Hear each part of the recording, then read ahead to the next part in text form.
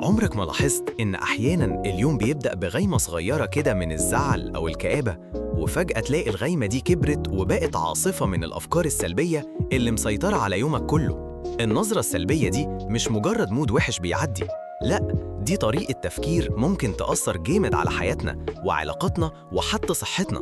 بس الخبر الحلو إنها مش قدر ولا حاجة، إحنا نقدر نتحداها ونغيرها. النظرة السلبية دي عاملة زي العدسة اللي بنشوف بيها الدنيا، ولما العدسة دي تكون متلخبطة أو مشوشة بالتشاؤم بيحصل كام حاجة كده. بنكبر المشاكل، تلاقي مشكلة صغيرة كده قد كده في عينك بقت مصيبة ملهاش آخر. بنركز على الوحش بس، بنطنش أي حاجة كويسة في الموقف أو في الحياة عموماً. بنعمم، يعني لو حاجة وحشة حصلت مرة نقول خلاص كل حاجة وحشة، أو أنا عمري ما هنجح في حاجة.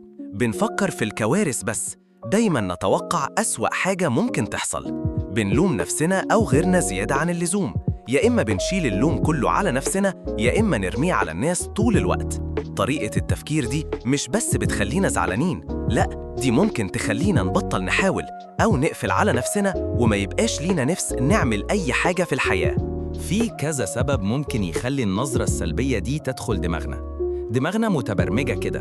مخنا طبيعتها بيميل للتحيز السلبي negativity bias، يعني بيدي وزن أكبر للأخبار والتجارب الوحشة كنوع من الدفاع عن النفس عشان يعرف يعيش. تجارب وحشة زمان، لو عديت بفشل كتير أو خيبات أمل أو كنت عايش في بيئة كلها طاقة سلبية، ده ممكن يغذي النظرة دي. الناس اللي حوالينا، الناس اللي بنقضي معاهم وقت والإعلام اللي بنتابعه ممكن يزودوا التفكير السلبي ده.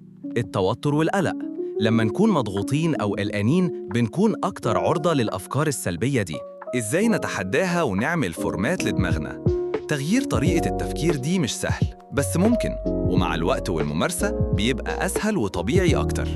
إليك كام خطوة عملية كده عشان تتحدى النظرة السلبية. خد بالك واعترف. لاحظ أفكارك. أول خطوة إنك تاخد بالك لما الأفكار السلبية دي تظهر. ما تتسرعش وتحكم عليها، بس لاحظها كده.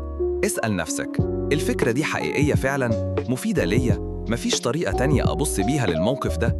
غير طريقة الكلام. إعادة الصياغة. دور على الجانب التاني. أي موقف وحش غالباً بيبقى فيه جانب حلو أو درس بنتعلمه. لو فشلت في حاجة، بدل ما تقول أنا فاشل، قول أنا عرفت طريقة ما تشتغلش وهجرب طريقة تانية. ركز على الحلول مش المشاكل. بدل ما تغرق في المشكلة وتعيط عليها، وجه طاقتك إنك تلاقي حلول ليها. خلي الامتنان عادة. اكتب نعم ربنا عليك. خصص كام دقيقة كل يوم تكتب فيها 3 حاجات انت شاكر عليها مهما كانت صغيرة. ده بيدرب مخك يدور على الحاجات الإيجابية. اشكر الناس. إنك تشكر الناس وتعبر عن تقديرك بيزود المشاعر الإيجابية عندك وعند اللي حواليك. اختار اللي بيدخل لدماغك. نظف محيطك. قلل الوقت اللي بتقضيه مع الناس اللي طول الوقت بيشتكوا أو سلبيين. دور على الأصحاب والزملاء اللي بيرفعوا من معنوياتك. خد بالك إيه اللي بتشوفه وبتسمعه. قلل من الأخبار السلبية الكتير أو محتوى السوشيال ميديا اللي بيجيب قلق أو بيخليك تقارن نفسك بغيرك بشكل مش صحي. اختار الكتب، الأفلام والمزيكا اللي بتغذي روحك. اهتم بنفسك، العناية الذاتية. نام كفاية، قلة النوم ممكن تخلينا عصبيين وأكثر عرضة للأفكار السلبية. كل أكل صحي، الأكل اللي بناكله بيأثر على مودنا وطاقتنا.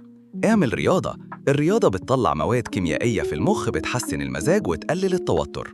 اقضي وقت في الطبيعة، للطبيعة تأثير مريح وبيجدد الطاقة. حدد خطوات صغيرة وإجراءات.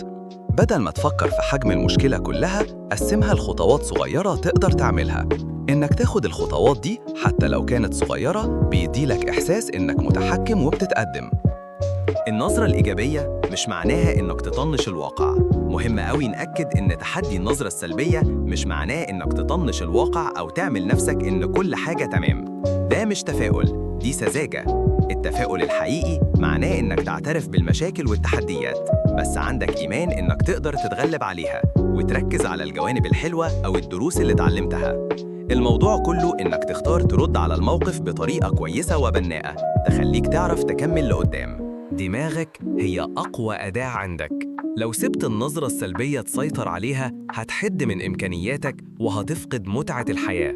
لكن لما تاخد قرار واعي إنك تتحدى النظرة دي وتدرب دماغك إنها تدور على الأمل والإيجابية، هتفتح لنفسك أبواب جديدة من الفرص والسعادة وراحة البال.